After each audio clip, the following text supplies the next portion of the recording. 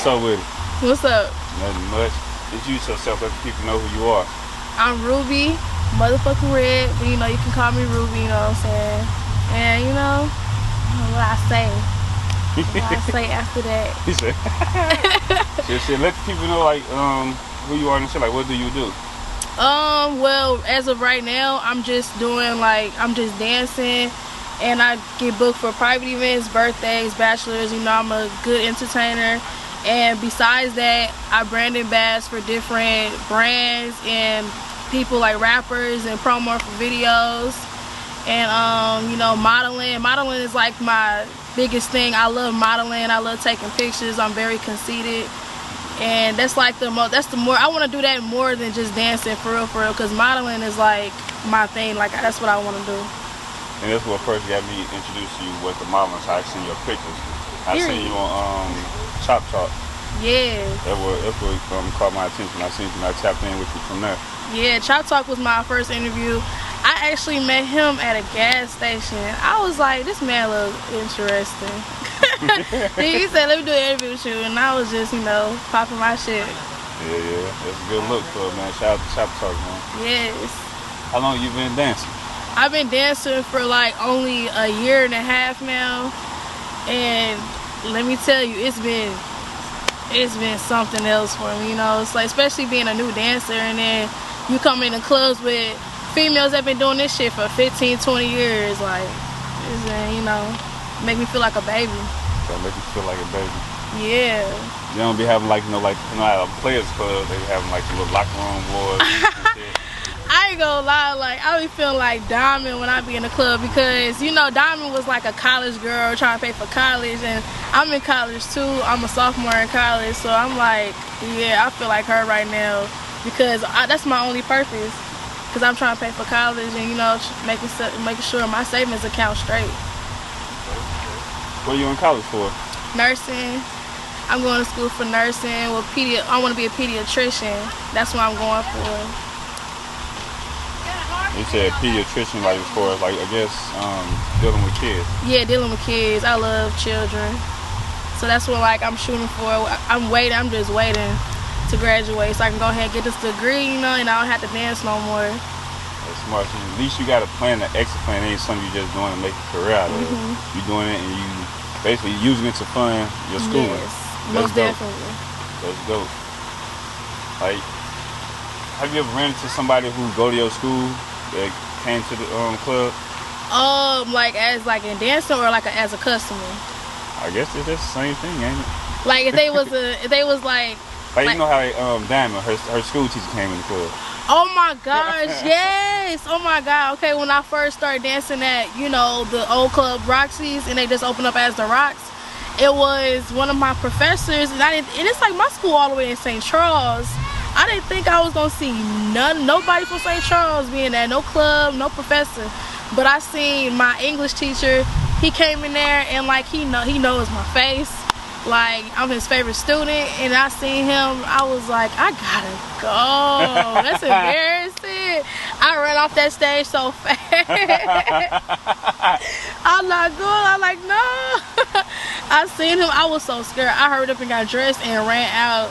And I think he seen me because he looked back, and I heard him like stuttering my name. So I'm like, nope. He said, I ain't looking back. Nope. Hell no, that's crazy as hell. What's the most you ever made in one night? Ooh, like 5,000. That's the most I ever made in one night at a club. Now my parties, it'd be up. You said it'd be up. You know what I'm saying? Damn, shit. They say people really be making money. Shit, sex sales, shit, apparently. Yes. Sex sales, and it's just the idea. Now you ain't necessarily like having physical sex. You just like basically giving them, I guess, like the feeling of just the attraction of the idea they want to, you know. Yeah. The men come there for, you know. Giving them a little fantasy. Yeah, fantasy. That's the word. I couldn't get the word out of my mouth. Have you ever had like a scare, like, you know how like somebody ever followed you home or something like that, some creepy shit? Oh my gosh, so it was like when I first, my first club that I ever started working at was Miss Kitty's. And that's like a little, you know, little Caucasian club. and that was the only clubs that was open when all the other clubs was closed during COVID and shit. And so like when I was dancing at Miss Kitty's, it was this customer that like he wouldn't leave me alone all night, and like he wasn't tipping at all. But like I was leaving the club one day and I seen him still in his car. I'm like, you know, I'm not paying attention because I got protection on me. So I'm like, I'm not paying attention because if he run up, you know what's gonna happen. So like I'm leaving and I'm like, he gonna pull off too. And I made a turn. I wasn't even going to my house because ain't nobody finna know where I live. Right. So I had made a turn somewhere. I still got my GPS on, make sure I still know where to go if I still need to go home. And so like I made a turn, he makes a turn. I made another turn, he makes another turn. So I started speeding, he started speeding. And so it got real hectic. So I went back to the club. He came back to the club and he got out the car, and then he had like more people with him trying to block my way. Whoa. And so that's when I had to protect myself. But I didn't have my gun in my purse. I had my taser in my purse, but I was quick with it. And you know, yeah, just hitting and fighting and shit. And like that club was so ratchet. There was no security coming to help me, so I had to help myself. Wow. Yes, scary. I had to help myself. They won't come out the last minute when I already tased these niggas up. That's scary. That's, man. Yeah, it was crazy. It was crazy. Hell, like you said with him, he was a customer who was bothering you all night, but you said he wasn't tipping.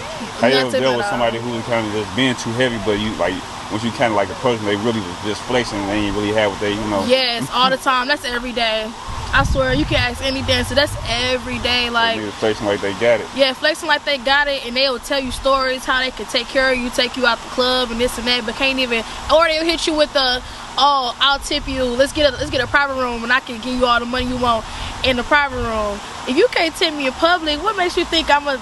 What makes you think that I think that you're gonna tip me in private? Like that or something, or a post like that about that?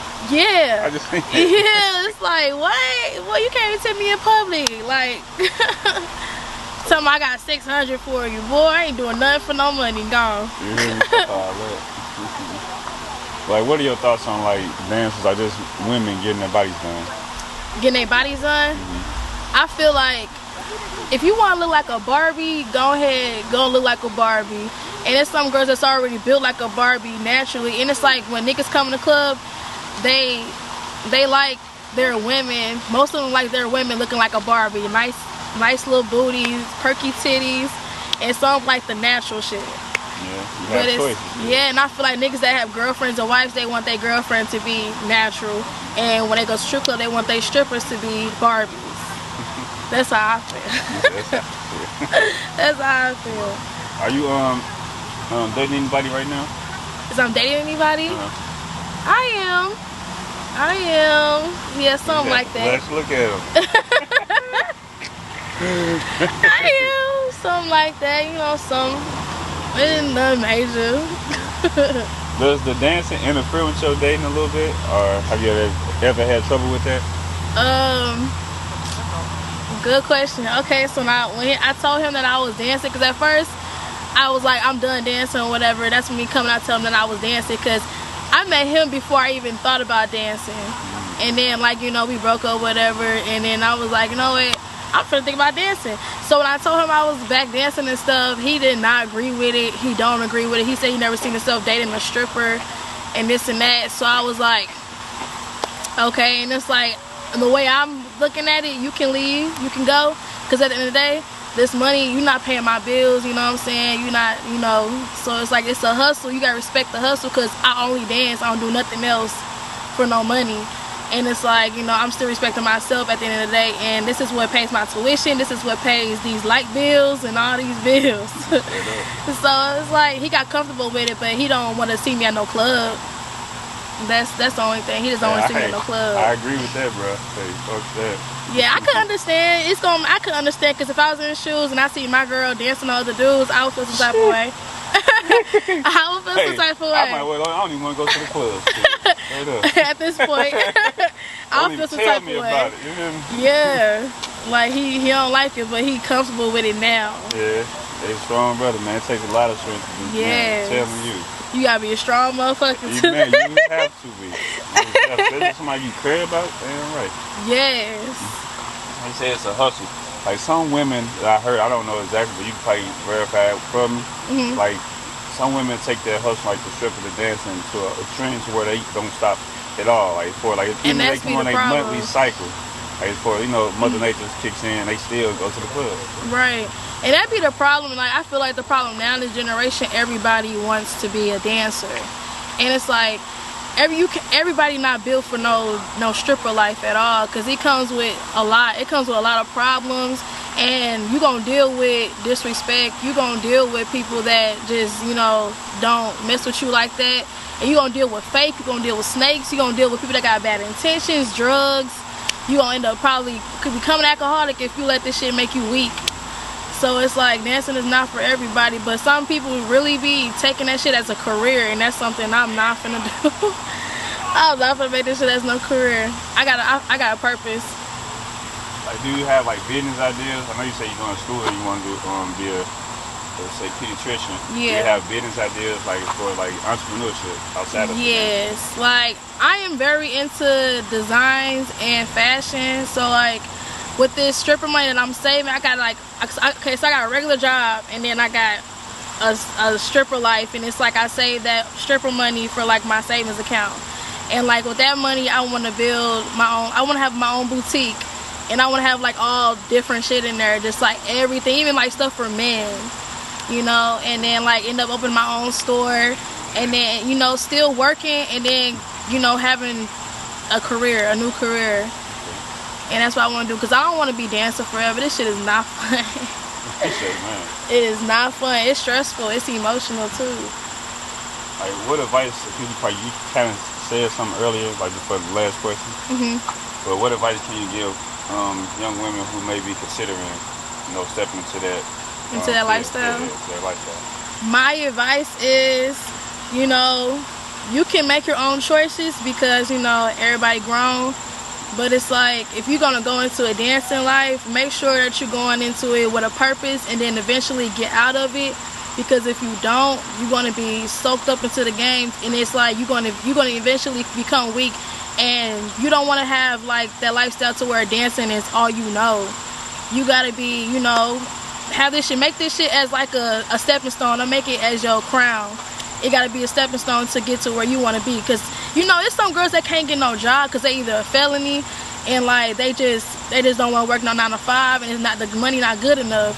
So you eventually want to save all that money, and then like start your own business, like a small business, and eventually get somewhere in life to where you don't have to dance no more. You don't have to listen to nobody on your head about a shift that you need to work, like all that stuff. I know you kind of tapped in with like also like see you did with Scooter Man, his video. Then you with Teen Boys with Tyleonna. Yeah, that was turned up. I see you also like you kind of like I see you always kind of speak to her because she be battling her I guess mental thing or whatever she got going on health wise. I see she posts about it a lot. Like she kind of give her words of encouragement. Are you friends with her or anything? Tyleonna, she like I would say she like a nice associate. I wouldn't say like we can be friends. I don't mind being friends with her, but it's like it be certain times where I'm like trying to dress like when how she be posting about her body and stuff, and like how she don't feel comfortable. And it was like a post where she felt like she made a post talking about some girls that expose their body don't have respect for themselves. So it's like certain like topics like that I be trying to like address with her, so she would think that nobody's her friend no more after they confront her about stuff. And that's not the deal. I'm just trying to correct you on how you're speaking, because what you're saying sometimes can be sounding like it's in general, and then I took it a different way because I'm a dancer. I expose my body is exposed, like. So I'm like, what you trying to say? But like, I would consider her a friend. Like, she cool. Like, she promotes herself a lot. She most definitely a big promoter, and she promote other businesses. So like, I do support her. That's dope. Yeah, she definitely got a huge following, especially for TikTok. Yes, TikTok. She be busting on TikTok. That music video, Team Barbie bitches went up. Yeah. So I pray nothing but the best for Tyleonna, but I fucks with her though. I'll say SGE Breezy. Everybody asks me about him. What you see my cover picture on Facebook? Okay, SGE Breezy, like that was like, it wasn't no known friendship. Like he was like a good friend. He was a good friend to me. Somebody keep asking me about him, thinking that me and him was together or something. I know you said it like you said, a friend of yours. Yeah, he was a really good friend. He was always there for me. I ain't gonna lie, I did catch a little feelings, because you know he was being good to me. And like at that moment, I was single, and I was like just loving how he was treating me. He was a really good friend. He was like always there. Every time I need somebody to talk to, he right there. He check up on me, make sure I'm good. If I get into altercation with motherfuckers, he right there. So it's like, you know, that was my best friend. Like, how did that, like, the news impact you of his passing? Like when he passed, I was real shocked because we ended on like bad terms. Like I'm talking about like a month before he passed. Like we ended on bad terms because he ended up messing with some girl, and then like she ended up coming at me crazy, thinking that me and him was something more than friends or whatever. I mean, it was getting there, and I feel some type of way because, you know, he was agreeing with this bitch, and so like, you know what, I'm not fucking with you no more, you know, have your relationship. And then a month later I heard he passing, and I was crying my eyes out. That was a sad situation. It was. For his family, as far as like the music community here, that was a huge loss also. Yes. Long live him though. So coming to a close, you got any last words, maybe like advice or anything? You said with the young lady, but just life advice. Life advice. Keep positive people around you, and you know, just focus on yourself. And people come and go. That's a big thing. People come and go. Don't worry about having no friends, because everybody's not your friend. And you know, just stack. Stack and save. Shout out your social handle. You said what? Like your Instagram. Oh yeah. Okay. Add me on Facebook to me and Ma, and then follow me on Instagram. Is that Rubi Redd, but it is _that_Rubi _Redd. That's a lot of damn underscores.